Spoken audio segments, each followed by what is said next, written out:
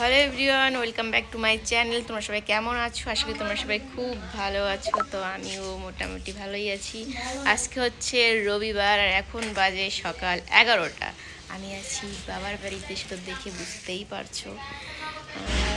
এখন রান্না করব।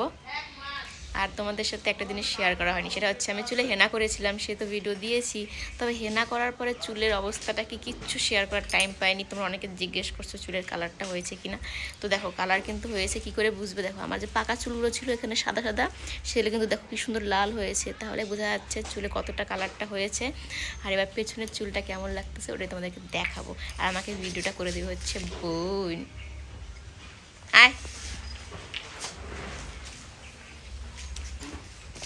এই যে আমি তো নিজের ভিডিও নিজে করে, ক্যামেরাম্যান আজকে হচ্ছে যে ক্যামেরা খারাপ হলে দোষ ওর, ঠিক আছে ঠিক আছে। দেখতেই পারতেছি না কিছু। কানা কানা চশমা পর, চলো। এক গাঁটে না দুই গাঁটে? ওইটাই সেট করা আছে কি ভিডিও ক্যামেরা।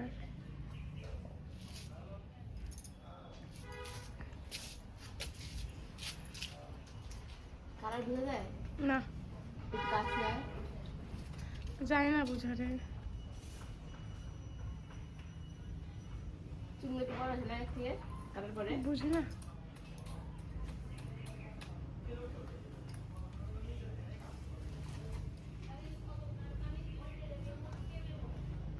হয়েছে, বন্ধ করলাম।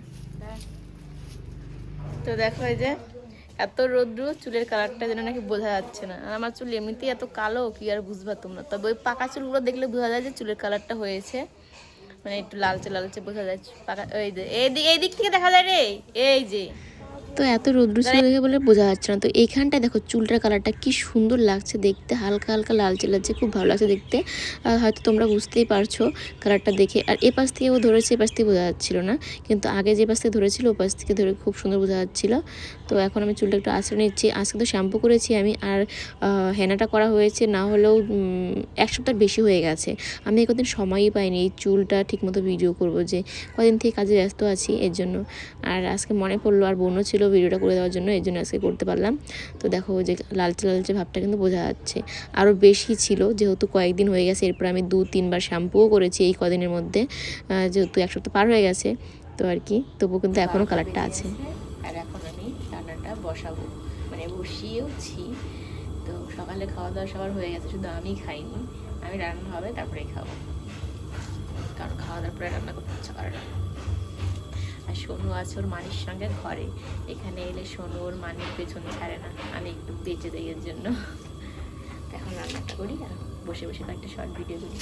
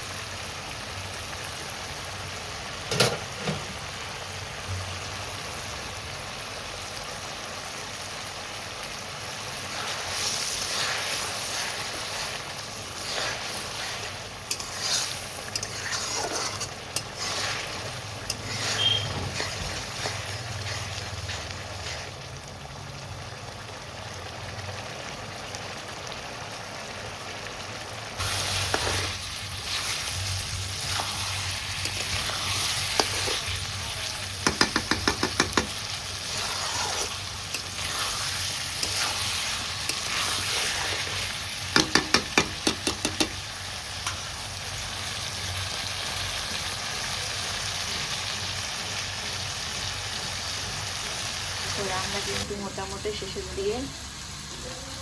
তো দেখা যাক আজকে রান্নাটা কেমন হয়। কারণ আমি তাহলে একদম ভালোই রান্না করতে পারি, কিন্তু অনেক দিন পরে রান্না করছি। সে আগের বার শীতে করেছি আর এবার শীতে আজকে প্রথম করছি, তো কেমন যে হবে তো দেখা যাচ্ছে।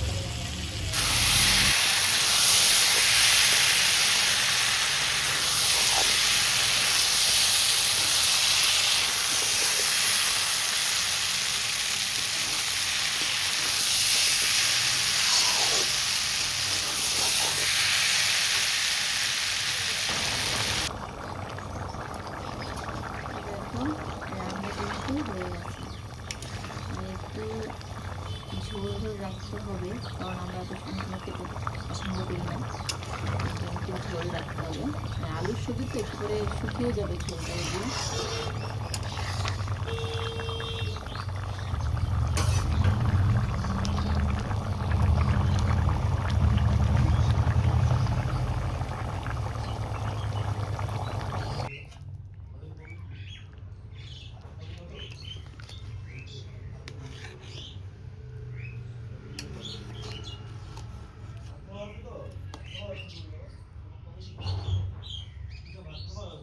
তো বোন বলছে রান্নাটা নাকি দারুণ হয়েছে, মাংসর থেকেও বেশি। ফার্স্টে যখন দেখেছিল যেরকম নিরামিষ টাইপের, তখন বলে নিরামিষ রান্না করছিস, আমি বললাম খেয়ে দেখ। তো তারপরে খেয়ে বলে কি রান্নাটা দারুণ হয়েছে। সত্যি মাছ মাংসর থেকেও অনেক সময় এরকম জিনিসগুলো খেতে দারুণ লাগে, মানে আলুর দমটা সত্যি খুবই প্রিয়। দেখো খাওয়া দাওয়া হয়ে গেছে আমার, সোনুর আর বোনের। তো সোনু আর বোন গেল ঘরে, সোনু আর বোন এখন ঘুমাবে। আর এই সুযোগ আমি এখন ভিডিওগুলো এডিট করব, কারণ পরে আবার কেক প্যাকিং করতে হবে। তো বাবা, সোনুর বাবা, মা কাজ করছে, আমি একটু রেস্ট নিচ্ছি, কারণ রান্না করে খাওয়া দাওয়া করলাম। রেস্ট বলতে ভুল, ভিডিও এডিট করবো, তো এটাই আমার এখন বড় কাজ, এটি আমার রেস্ট। তো তারপরে যাবো নিচে, এখন ছাদে বসে ভিডিওগুলো এডিট করি। এখানে আবার এডিট করলে না শব্দ শোনা যায়, কারণ পেছন এদিকে বাড়িতেও কাজ হচ্ছে, আমাদের এখানেও কাজ হচ্ছে, টুকডাক ডুকডাক শব্দ হচ্ছে। থাক তো কী হয়েছে, এডিটটা তাড়াতাড়ি করি, এখানে চুপচাপ করতে পারবো, কেউ নেই, কেউ থাকলেই কথা বলে। আর মায়ের কাছে গেলে তো মা আরও দুনিয়ার গল্প করবে, আমি বলবো চুপ করো, এডিট করো, মা তার একটু পর এটা জিজ্ঞেস করে দিচ্ছে, এটা না হয় না। এতে আমি এখানে এডিট করি, তারপর নিচে যাবো। এখানে হালকা রোদ্রু আছে, কালকে এখানে বসে এডিট করেছিলাম, হালকা রোদ্রু আছে, ভালো লাগছে। তো আগে এডিটটা করি, তারপরে দেখি কয়টা ভিডিও করতে পারি। এখানে ভালো লাগছে রোদ্রুটা, চুলের অরিজিনাল কালারটা একদম এখানে বোঝা যাচ্ছে।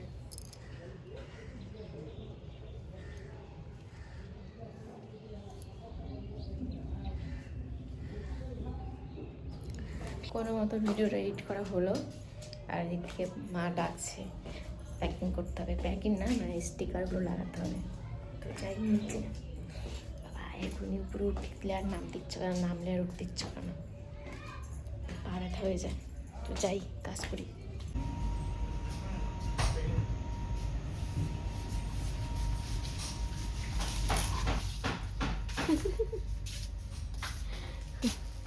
নিজে রান্না করলাম, নিজে খাইলাম, এখন ভিডিও এডিট করলাম, এখন ফোনকে খাবার দিব, আর আমি একটু কাজ করবো। ফোনে খাওয়ার শেষ হয়ে গেছে, কালকে সেই চার্জ দিয়েছিলাম, মানে কালকে খাইতে দিছিলাম ফোনকে। সোনুর মানুষের সাথে ঘুমাচ্ছে, ইস কি শান্তি। একটু পরে চলে এসে শুরু হয়ে যাবে নিয়ে অত্যাচার।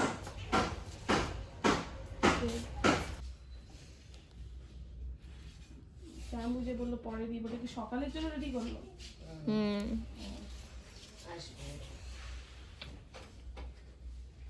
এই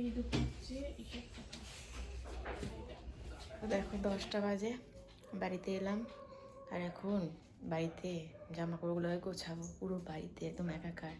তো বাড়িতে যেগুলো ছিল সেগুলো তো শুকায়নি, যেগুলো ব্যাগ ভর্তি করে নিয়ে গেছিলাম সেগুলো সবগুলো শুকিয়ে গেছে। মনে হচ্ছে এখন যেগুলো ভিজা ছিল সেগুলো নিয়ে গেলেও ভালো হতো, সব শুকিয়ে আনতে পারতাম।